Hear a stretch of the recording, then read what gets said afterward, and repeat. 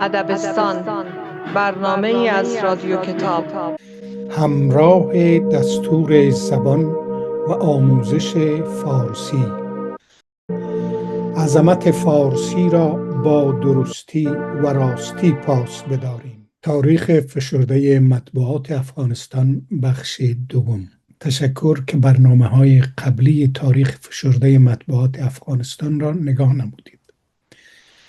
در این قسمت بخش دوم تاریخ مطبوعات افغانستان خدمت شما تقدیم میکنیم. تأسیس و انتشار جراید دولتی در دهه اول استقلال. اول، اتحاد مشرقی روزنامه.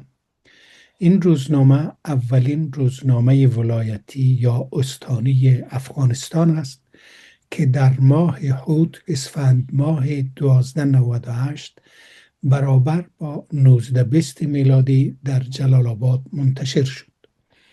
نخستین مدیر آن برهان الدین کشککی بود و هفته 2 بار به زبانهای دری و پشتو منتشر می شد. محتوای آن را اخبار، مسائل اخلاقی، علمی و صحی تشکیل می داد. قد آن 13 بر 8.5 اینچ بود و عمق آن 11 اینچ و با طبع حروفی به شکل 2 ستونی منتشر می شد. شایان ذکر است که این نشریه اولین تجربه اصلاحی محمد نادر رئیس تنظیمیه آن ولایت بود که مطابق اهداف امیر امان الله خان در راستای اصلاحات منتشر می شد. 2 افغان روزنامه. این روزنامه در روز دوشنبه 14 ماه سرطان تیر ماه 1299 در کابل تأسیس و منتشر شد. محرر آن محمد جعفر و نگران آن پاینده محمد بود. قد آن 14 بر 8.5 اینچ، صفحات آن 3 ستونی به زبانهای دری و پشتو در داخل 2 صفحه منتشر می شد.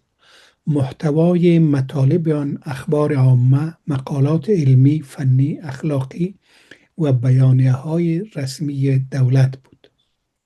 3 ابلاغ روزنامه. این روزنامه در سال 1300 شمسی در کابل منتشر شد. ترتیب و تنظیم مطالب آن را میرزا محمد اکبر به عهده داشت. محتوای مطالب آن اعلانات آگاهی، ابلاغیه‌ها و اطلاعیه‌های دولت بود که در دیوارهای شهر و در مناطق پرجمعیت نصب و رایگان عرضه می‌شد. طبع و چاپ آن سنگی و در شهر قندهار نیز ارسال می‌شد. در سال 1925 از نشر باز ماند. 4 حقیقت روزنامه. این روزنامه برای نخستین بار در روز چهارشنبه 22/5/13 شمسی به مسئولیت برهان الدین کشککی در کابل هفته 3 بار منتشر می شد و 3مین روزنامه بود. 4 صفحه داشت و به زبانهای دری و پشتو به شکل 2 ستونی که هر ستون 12 اینچ طول و عرض 3.5 اینچ با قطع 13 بر 8 اینچ نشر می شد. محتوای مطالب آن بیانیه‌ها، اعلامیه‌ها، ابلاغیه‌ها و اخبار داخلی و خارجی بود و بیشتر مطالب آن درباره فعالیت‌های تاکتیکی حکومت در راستای فرونشاندن بغاوت ملای لنگ و همکارانش بود. با چاپ سنگی و کاغذ سفید منتشر می‌شد. 5 امان افغان هفته‌نامه. این هفته‌نامه در تاریخ 10 حمل 1299 مطابق 12 اپریل 1919 تأسیس و منتشر شد. مدیر مسئول آن عبدالهادی داوی بود. تعداد صفحات آن 12 به قطع 9 بر 13 اینچ بود و با جلد زردگون. وجه اشتراک سالانه آن در کابل 10 روپیه کابلی و در خارج از کشور 22 روپیه و در ولایات 18 روپیه قیمت هر شماره آن در کابل 3 شاهی بود. در نخستین شماره نشریه یاد شده عکس امیر امان الله خان دیده می شود.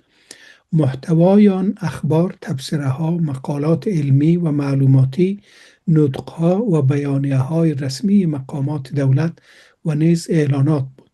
هر صفحه این هفته‌نامه به یکی از موضوعات ادبیات، علم، معارف و تعالیم عسکری، تاریخ طبیعی، صحی و مطالب سرگرمی اختصاص داشت. 6. غازی هفته‌نامه. این هفته‌نامه در ماه میزان 1300 خورشیدی جولای 1921 میلادی در روزهای چهارشنبه منتشر میشد.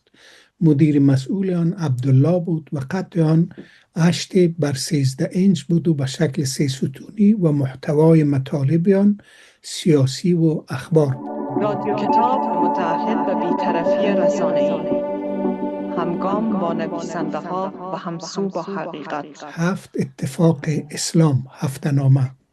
این جریده در تاریخ اول سنبله شهریور 1299 خورشیدی در شهر باستانی هرات تأسیس و منتشر شد. نخستین مدیر مسئول آن عبدالله قانع هروی بود. چاپ آن سنگی و در 4 صفحه و قطع 8.5 بر 14 اینچ منتشر می شد. مطالب آن حوادث داخلی و خارجی و ادبیات و اطلاعات بود. 8. ستاره افغان هفته‌نامه. این هفته‌نامه نخستین بار در 9 ماه قوس آذر ماه 1299 هجری در جبل السراج منتشر شد. مدیر مسئول آن میر غلام محمد غبار بود. این هفته‌نامه به شکل 3 ستونی که عمق هر ستون آن 12 و عرض آن 3 اینچ بود به قطع 15 بر 11 اینچ و کاغذ سفید منتشر می شد. محتوای مطالب آن اخبار، اعلانات یا آگهی‌های حکومتی، مطالب علمی و ادبیات بود. طلوع افغان هفته‌نامه. این جریده در سال 1300 شمسی به مدیریت مولوی صالح محمد هوتک در شهر قندهار تأسیس و منتشر شد. طلوع افغان در یک ورق 2 صفحه‌ای با قطع 16 بر 13 اینچ و پس از شماره دهم قطع آن 13 بر 9 اینچ به صورت سنگی چاپ و نشر می شد.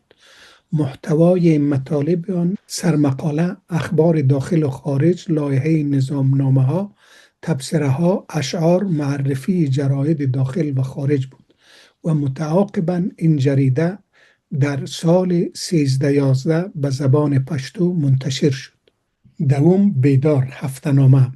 این هفته‌نامه در روز چهارشنبه اول هوتی 1300 شمسی 19 فبروری 1922 در مزار شریف تأسیس و منتشر شد. این نشریه در ابتدا به نام اتحاد اسلام منتشر می گشت ولی در هفته بعد از آغاز سال سوم 15 هوتی 1303 به اسم بیدار منتشر شد. همچنین در جریان اغتشاش 13 هفت شمسی تحت عنوان رهبر اسلام تغییر نام داد. در سالهای بعد مجدداً به نام بیدار منتشر شد. نخستین نگارنده آن عبدالعزیز و عبدالرزاق نام داشتند. قطع آن 13 بر 8 اینچ در 4 صفحه با چاپ سنگی و به شکل 2 ستونی به چاپ می رسید. 11. اصلاح هفته‌نامه.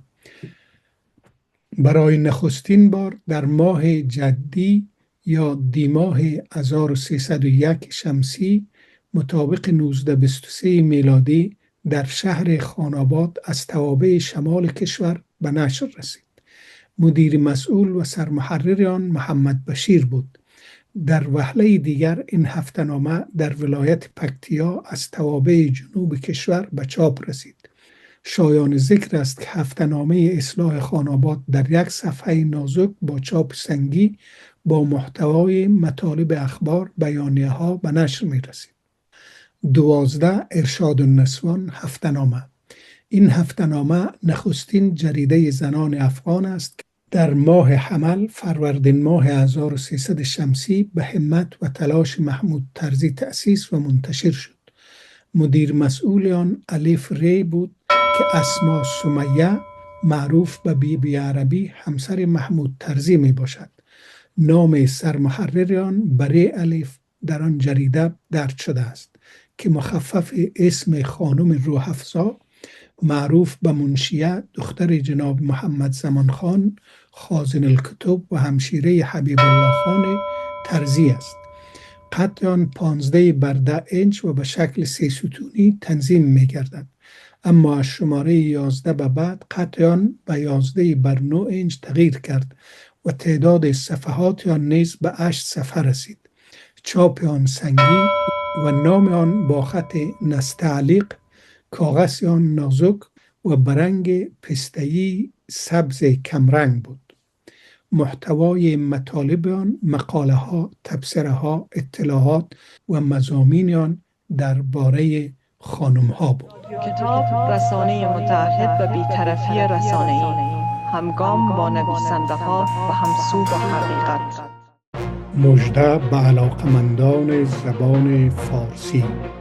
بعد از این در هر برنامه ادبستان درس‌های کوتاه، آموزنده و مورد ضرورت گویندگان و نویسندگان نشر می شود. رادیو کتاب، نیاز نسل امروز و فردا.